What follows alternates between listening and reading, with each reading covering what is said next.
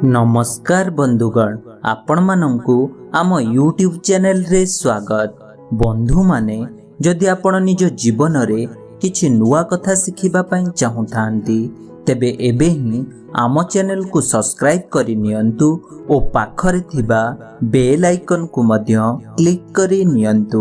तेबे बंधु माने आसंतु जानिबा आजिर किछि बड़ ओ गुरुत्वपूर्ण अनुचिंता विषय रे। बंधु माने मने रखंतु आम विभिन्न शास्त्र अनुसारे नारी मानंकु ईश्वरर बहुत सुंदर रचना बोली विवेचना करा जायछि। एणु नारी को सम्मान देले आपणक जीवन सुख शांति रे पूर्ण होई रही थाए। मने रखंतु आम शास्त्र अनुसारे जेउ घरे नारीर सम्मान होई थाए, नारी को सुरक्षा प्रदान करा जाई थाए, सेही घरे सर्व देवादेवी माने बास करी थांती। मने रखंतु आम संसार रे जेते भी सुंदर वस्तु रहिछि ता मध्यरु सबुठारु नारी मानंक सुंदरता अधिक होई थाए।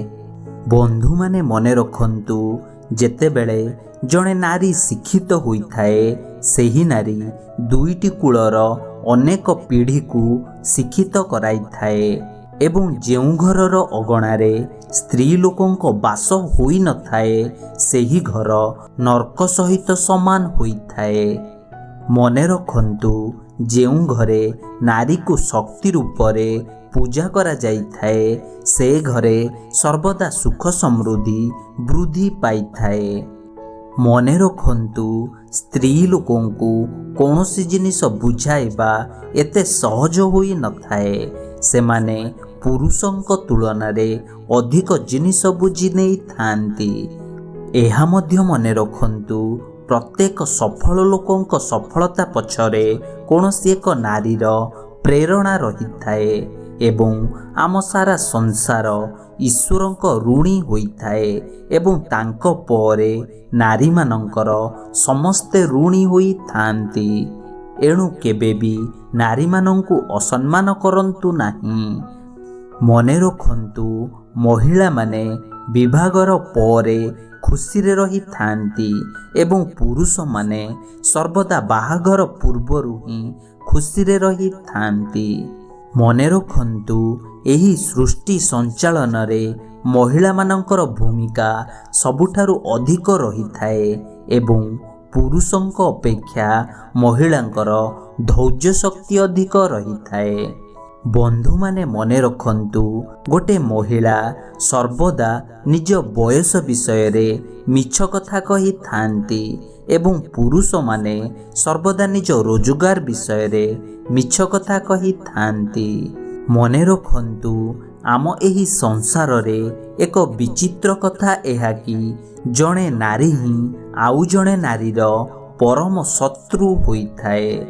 मने रखंतु महिला मानंकु पुरुष मानंक अपेक्षा 2 गुण भोक होई थाए, 4 गुण लज्जा होई थाए, 6 गुण साहस होई थाए एवं 8 गुण काम शक्ति होई थाए।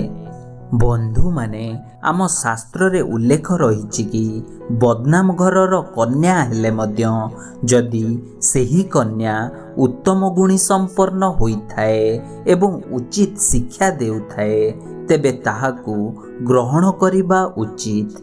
मने रखंतु महिला माने जदि निज स्वामींक बिना अनुमति रे व्रत उपवास आदि करिथांती तेबे तांकर आयु कम होई थाए एवं स्वामींकर अनिष्ट मध्य होई थाए। बंधु माने मने रखंतु सेही व्यक्ति बुद्धिमान होई थाए जेउ व्यक्ति इज्जतदार घरर कन्या असुंदर हेले मध्य ताकू विवाह करिबाकू निष्पत्ति नहीं थाए। एहा पालन कले आपणकर मंगल होई थाए। मने रखंतु जेउ लोकंक स्त्री स्वामींक प्रति प्रेम भाव रखी थाए एवं सर्वदा सदाचारी होई थाए, सेही व्यक्ति स्वर्ग सुख को भी तुच्छ मने करी थाए। बंधु माने मने रखंतु जेउ व्यक्ति अन्यर स्त्री को मातृ समान ଅନ୍ୟର ଧନକୁ ମାଟି ସମାନ ଏବଂ ଅନ୍ୟର ସୁଖ ଦୁଃଖକୁ ନିଜର ଭାବିଥାଏ, ସେ ବ୍ୟକ୍ତି ସର୍ବଦା ବିଦ୍ୱାନ ହୋଇଥାଏ। ମନେ ରଖନ୍ତୁ, ଯେପରି କୋଇଲିର ଗାୟନ ତାର ସୁନ୍ଦରତା ହୋଇଥାଏ, ସେହିପରି ପରିବାର ପ୍ରତି ସମର୍ପଣ ସ୍ତ୍ରୀ ଲୋକଙ୍କର ସୁନ୍ଦରତା ହୋଇଥାଏ। ଏବଂ ମନେ ରଖନ୍ତୁ, ସେହିମାନଙ୍କୁ ଭଲ ସ୍ତ୍ରୀ କୁହାଯାଏ ଯେଉଁମାନେ ସୂଚିପୂର୍ଣ୍ଣ, ଶୁଦ୍ଧ, ସତ୍ୟବାଦୀ ଏବଂ ସ୍ୱାମୀଙ୍କୁ ସର୍ବଦା ଖୁସିରେ ରଖିଥାନ୍ତି। ବନ୍ଧୁମାନେ ମନେ ରଖନ୍ତୁ, ଆପଣ ଯଦି ଘରେ ପାଣି ବୋରିଂ କରୁଛନ୍ତି, ତେବେ କେବେ ବି ଦକ୍ଷିଣ ଦିଗରେ କରିବା ଉଚିତ ନୁହେଁ। ଏହାଦ୍ୱାରା ଘରର ମହିଳାମାନଙ୍କ ସ୍ୱାସ୍ଥ୍ୟ ସର୍ବଦା ଖରାପ ରହିଥାଏ।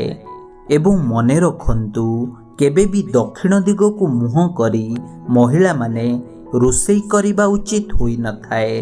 ଏହାଦ୍ୱାରା ସେମାନଙ୍କୁ ଆଣ୍ଠୁଗଣ୍ଠି ଯନ୍ତ୍ରଣାର ଶିକାର ହେବା ପାଇଁ ପଡ଼ିଥାଏ। ମନେ ରଖନ୍ତୁ, ଘରର ଉତ୍ତର ପୂର୍ବ ଦିଗରେ କେବେ ବି ଶୌଚାଳୟ କରିବା ଅନୁଚିତ ହୋଇଥାଏ, ନଚେତ୍ ଏହା ଆପଣଙ୍କ ଘରର ମହିଳାମାନଙ୍କ ପ୍ରତି ବଂଶ ବୃଦ୍ଧିରେ ବାଧକ ସଦୃଶ ହୋଇଥାଏ। ମନେ ରଖନ୍ତୁ, ସ୍ୱାମୀ ଓ ସ୍ତ୍ରୀଙ୍କ ଶୋଇବା ଘର କେବେ ବି ଉତ୍ତର ପୂର୍ବ ଦିଗରେ ହେବା ଅନୁଚିତ, ନଚେତ୍ ଏହା ସେମାନଙ୍କ ସନ୍ତାନ ଉତ୍ପତ୍ତିରେ ବାଧା ସୃଷ୍ଟି କରିଥାଏ। ଏହାକୁ ପାଳନ କଲେ ଆପଣଙ୍କର ମଙ୍ଗଳ ହୋଇଥାଏ। ମନେ ରଖନ୍ତୁ, ସ୍ତ୍ରୀ ଲୋକମାନେ କେବେ ବି ଘରର ଦୁଆର ମୁହଁରେ ବସି ଖାଇବା ଉଚିତ ହୋଇନଥାଏ, ନଚେତ୍ ଏହାଦ୍ୱାରା ସେହି ଘରେ ସର୍ବଦା ଦରିଦ୍ରତା ଦେଖା ଦେଇଥାଏ। ଏବଂ ମହିଳାମାନେ କେବେ ବି ଝାଡ଼ୁକୁ ଗୋଡ଼ରେ ବଜାଇବା ଉଚିତ ହୋଇନଥାଏ, ନଚେତ୍ ଏହା ସେମାନଙ୍କ ପାଇଁ ବହୁତ ଅଶୁଭ ହୋଇଥାଏ। ବନ୍ଧୁମାନେ ମନେ ରଖନ୍ତୁ, ମହିଳାମାନେ କେବେ ବି ଅଇଁଠା ବାସନ ରୋଷେଇ ଘରେ ରଖିବା ଅନୁଚିତ ହୋଇଥାଏ କିମ୍ବା ଅଇଁଠା ବାସନକୁ ରୋଷେଇ ଘରେ ସଫା କରିବା ଅନୁଚିତ ଓ ଅଶୁଭ ମଧ୍ୟ ହୋଇଥାଏ। ମନେ ରଖନ୍ତୁ, ଘରର ମହିଳାମାନେ ଯଦି ନିୟମିତ ଭାବେ କିଛି ଧଳା ଜିନିଷ ଦାନ କରନ୍ତି, ତେବେ ସେହି ଘରେ କେବେ ବି ଧନର ଅଭାବ ଦେଖାଦିଏ ନାହିଁ। ମନେ ରଖନ୍ତୁ, ଯଦି ମହିଳାମାନଙ୍କର ଧାତୁ ଦୁର୍ବଳ ହୋଇଥାଏ ଏବଂ ପିଲା ସନ୍ତାନ ଜନ୍ମ ହେଉନଥାଏ, ତେବେ ଉଷୁମ ପାଣିରେ ରସୁଣ ରସ ପକାଇ 2 ମାସ ପର୍ଯ୍ୟନ୍ତ ସେବନ କରନ୍ତୁ। ଏହା କଲେ ତାହା ଦୂର ହୋଇଥାଏ। ମନେ ରଖନ୍ତୁ, ମହିଳାମାନଙ୍କର ପ୍ରସବ ଯନ୍ତ୍ରଣା କମ୍ କରିବା ପାଇଁ ସେମାନଙ୍କୁ ରସୁଣ ଚୋବାଇ କରି ଖାଇବାକୁ ଦିଅନ୍ତୁ। ଏହା କଲେ ସେମାନଙ୍କର ପ୍ରସବ ଯନ୍ତ୍ରଣା କମ୍ ହୋଇଥାଏ ଏବଂ ପିଲା ଶୀଘ୍ର ଜନ୍ମ ହୋଇଥାଏ। ମନେ ରଖନ୍ତୁ, ଯଦି ଆପଣଙ୍କ ଘରେ କୌଣସି ମଧ୍ୟ ସଦସ୍ୟଙ୍କର ଜ୍ୱର କମୁନଥାଏ, ତେବେ ରସୁଣକୁ ଛେଚି ସେହି ବ୍ୟକ୍ତିର ନାଭି ଚାରିପଟେ ପ୍ରଲେପ ଦେଲେ ଜ୍ୱର କମିଯାଇଥାଏ। ବନ୍ଧୁମାନେ ମନେ ରଖନ୍ତୁ, ଯଦି କୌଣସି ସ୍ତ୍ରୀ ଲୋକ ବନ୍ଧ୍ୟା ଦୋଷରେ ପୀଡ଼ିତ ହୋଇଛନ୍ତି, ତେବେ ମନେ ରଖନ୍ତୁ, କିଛି ଦିନ ପର୍ଯ୍ୟନ୍ତ ସେମାନଙ୍କୁ ନିୟମିତ ରସୁଣ ଖାଇବା ପାଇଁ ଦିଅନ୍ତୁ। ଏହାଦ୍ୱାରା ସେମାନଙ୍କ ଗର୍ଭାଶୟ ପରିଷ୍କାର ହୋଇଥାଏ ଏବଂ ପୁନଶ୍ଚ ପିଲା ସନ୍ତାନ ପାଇଁ ଯୋଗ୍ୟ ହୋଇଥାଏ। ତେବେ ବନ୍ଧୁମାନେ, ଏହା ଥିଲା ଆଜିର କିଛି ବଡ଼ ଓ ଗୁରୁତ୍ୱପୂର୍ଣ୍ଣ ଅନୁଚିନ୍ତା ବିଷୟରେ। ଏହାକୁ ପାଳନ କଲେ ଆପଣଙ୍କର ଓ ଆପଣଙ୍କ ପରିବାରର ମଙ୍ଗଳ ହେବ।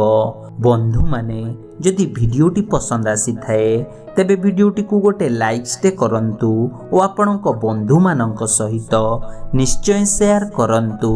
ଏବଂ ଏହିପରି ନୂଆ ନୂଆ କଥା ଶିଖିବା ପାଇଁ ଆମ ଚ୍ୟାନେଲକୁ ସବସ୍କ୍ରାଇବ୍ କରି ନିଅନ୍ତୁ ଓ ପାଖରେ ଥିବା ବେଲ୍ ଆଇକନ୍କୁ ମଧ୍ୟ କ୍ଲିକ୍ କରି ନିଅନ୍ତୁ। ଧନ୍ୟବାଦ।